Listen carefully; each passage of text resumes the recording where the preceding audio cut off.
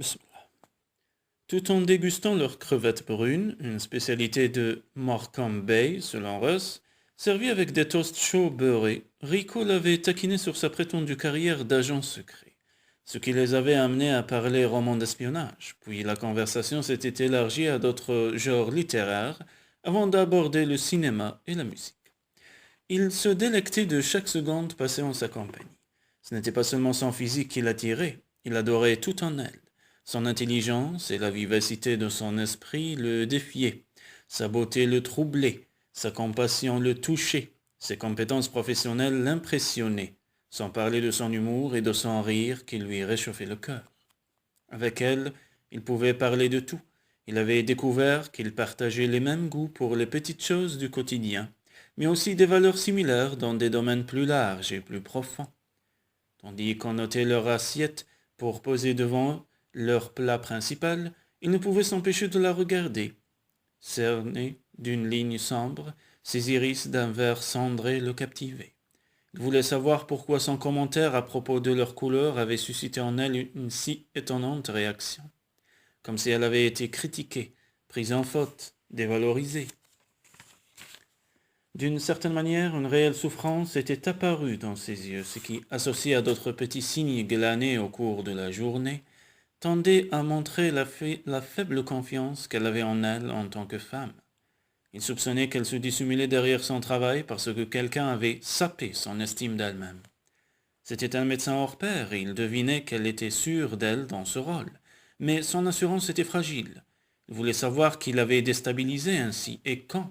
Et ensuite, il voulait couper tous les liens invisibles qui l'empêchaient d'être totalement elle-même, puis la regarder s'épanouir et vivre pleinement sa vie avec lui. Ces dernières années, il s'était surtout consacré à sa spécialité. Au temps de sa folle jeunesse, il avait eu un certain nombre d'histoires sentimentales dans lesquelles il ne s'était jamais vraiment impliqué. Jamais il n'avait vécu avec une femme ni noué de relations sérieuses. À 34 ans, il n'avait jamais rencontré une seule femme qui lui ait donné l'envie de s'embarquer dans l'aventure. Jusqu'à aujourd'hui, Russ avait fait prendre un tournant à sa vie. Son bar grillé était excellent, mais il était trop absorbé par Russ pour accorder beaucoup d'attention au repas.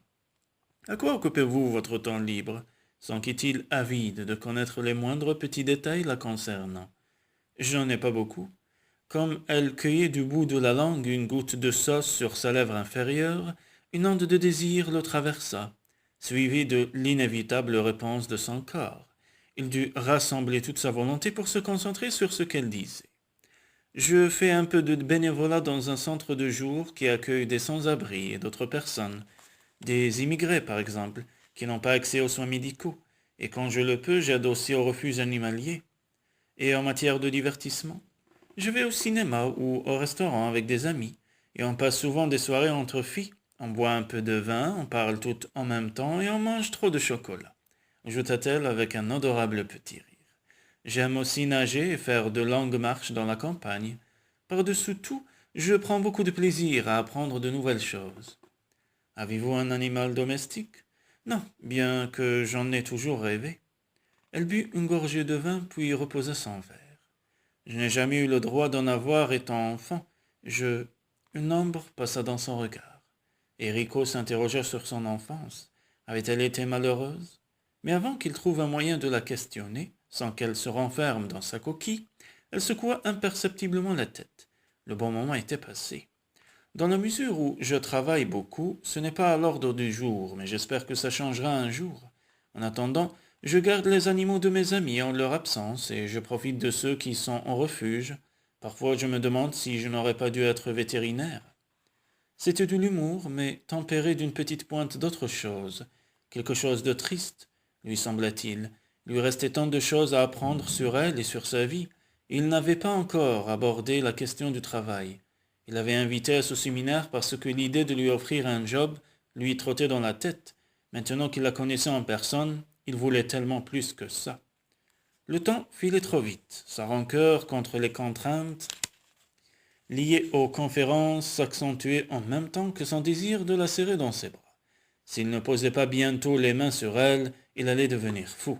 Et sous peu, Il fallait qu'il l'embrasse. Son poisson terminé, Russ reposa ses couverts dans son assiette et s'adossa à sa chaise tout en glissant une mèche derrière son oreille. Il se rappela alors la sensation soyeuse de ses cheveux lorsqu'il l'avait aidé à enfiler son manteau. Quant à la senteur unique qu'il avait respirée, elle avait ensorcelé. Il avait dû se faire violence pour s'empêcher de l'étreindre et de l'embrasser. « Je suis désolé. »« Pardon ?» demanda-t-il brusquement tiré de sa rêverie. « Désolé de quoi ? J'ai dû vous ennuyer en vous parlant autant de moi. »« C'est absurde !» protesta-t-il déterminé à la débarrasser de ses idées fausses et à lui faire comprendre combien il l'estimait. « Personnellement et professionnellement, vous ne pourriez jamais m'ennuyer, Russ. Je veux tout savoir sur vous. » Lui saisissant la main, il lui caressa les doigts puis traça du pouce des cercles dans sa paume. Au battement précipité de son pouls qu'il sentit au niveau de son poignet, il sut qu'elle était aussi affectée que lui par cette caresse, et lorsqu'il déposa un baiser dans sa paume, il perçut le frisson qui la parcourut. L'heure tournait. Il y avait encore tant de choses qu'il avait besoin de connaître s'il voulait réussir à séduire Russ dans tous les domaines. Comme il redoutait de la mettre mal à l'aise en se montrant trop curieux de détails personnels, il concentra son attention sur son actuel poste de généraliste. Il se rappela alors un détail qu'il avait enregistré au cours de leur conversation du matin, se promettant de l'explorer lorsqu'il serait seul. « Parlez-moi de votre job, Carissima, et de ce qui s'est passé quand Judith a amené Pippa à votre consultation. Vous avez dit que votre demande d'analyse immunologique avait soulevé des questions. » En dépit du fait que son corps vibrait sous la caresse des doigts et des lèvres de Rico sur sa peau, Russ accueillit avec soulagement ce changement de cap dans leur conversation. Elle, qui évoquait rarement sa sphère privée, même avec Gina et Holly, les seuls vrais amis qu'elle ait jamais eus, était stupéfaite d'avoir pu se montrer aussi ouverte avec lui. Mais il est vrai que, depuis qu'elle avait croisé son regard ce matin, elle ne se reconnaissait plus.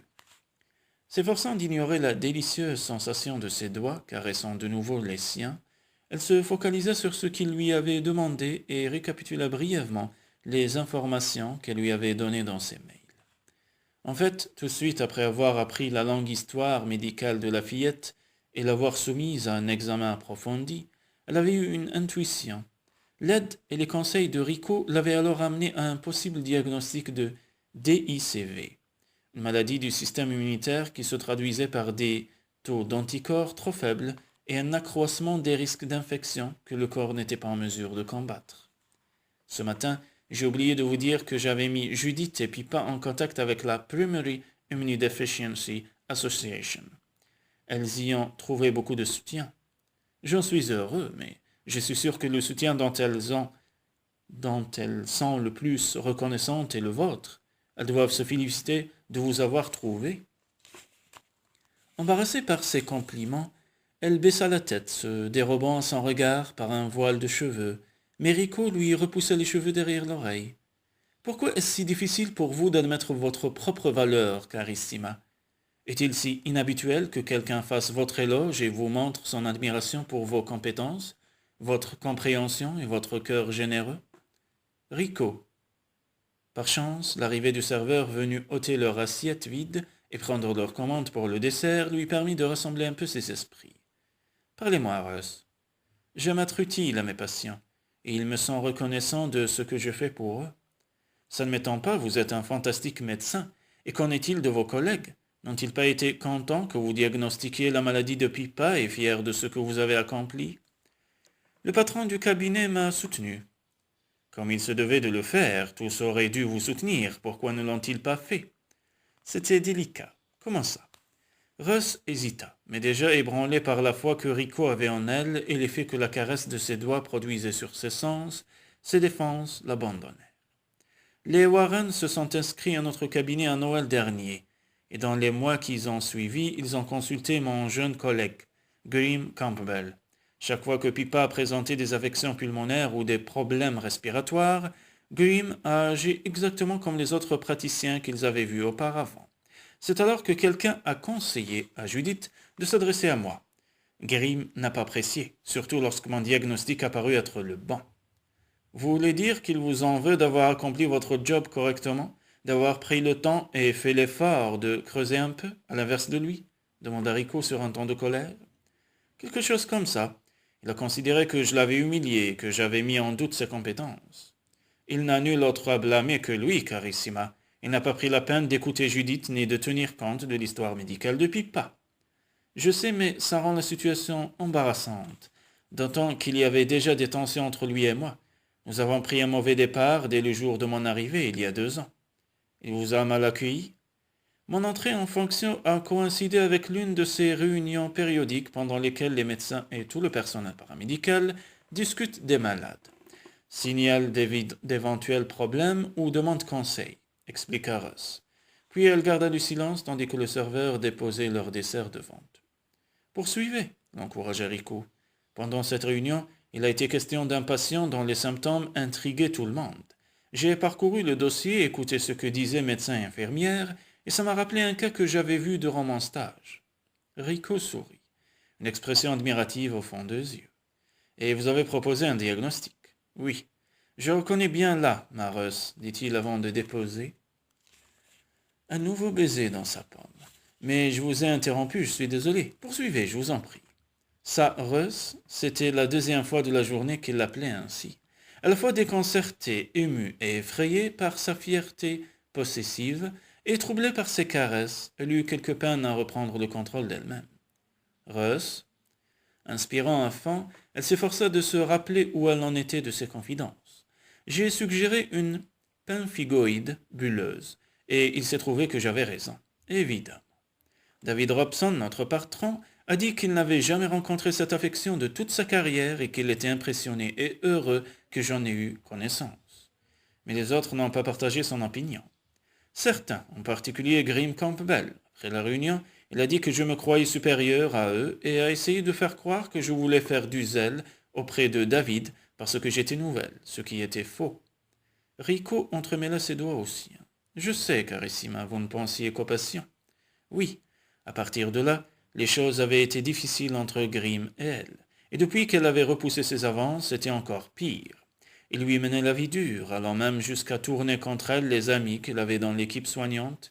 Toutefois, Russ ne le précisa pas, préférant ramener la conversation sur le cas Warren. Quand j'ai parlé de DICV pour Pippa, Grim s'est fâché et a conseillé la prudence, mais David, sa femme, Catriona, et les autres associés principaux se sont dit prêts à faire confiance à mon instinct, expliqua-t-elle, passant sous silence les désagréments qui s'en étaient suivis et la diatribe de Grim lorsqu'il l'avait prise à part. Et l'attitude de ce type n'est pas inhabituelle pour vous. Ça vous est arrivé souvent? Russ haussa les épaules. Certaines personnes n'aiment pas qu'on se serve de son cerveau. Ils pensent qu'on les défie ou qu'on se donne des airs, surtout si on est une femme. Ce qui montre combien ces gens sont stupides, Russ. Il y a quelque chose dont on doit discuter. Une journée est déjà presque passée et j'aimerais en apprendre tellement plus sur vous. Mais vous entendre parler comme ça et sentir qu'une part de vous n'est pas heureuse me pousse à brûler les étapes, ajouta Rico d'une voix enrouée. Il posa un doigt sur ses lèvres pour l'empêcher de poursuivre. Je sais qu'il est trop tôt, Carissima, mais... Un bruit effrayant en provenance de la cuisine l'interrompit, suivi par un hurlement déchirant et des éclats de voix alarmés. Bondissant de leur siège, ils se précipitèrent dans la salle au moment où la porte de la cuisine s'ouvrait sur le gérant blanc comme un linge. « Un accident vient de se produire, dit-il d'une voix tremblante. Y a-t-il un secouriste parmi vous?